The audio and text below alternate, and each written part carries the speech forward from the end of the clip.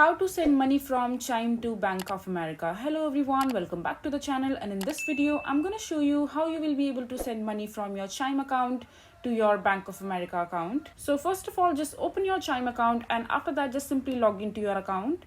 And once you are logged in, then you will be able to see the option called move money icon from the top. So all you have to do is just tap on it, and after that just click on transfer, and then add an external account, for example your Bank of America account number.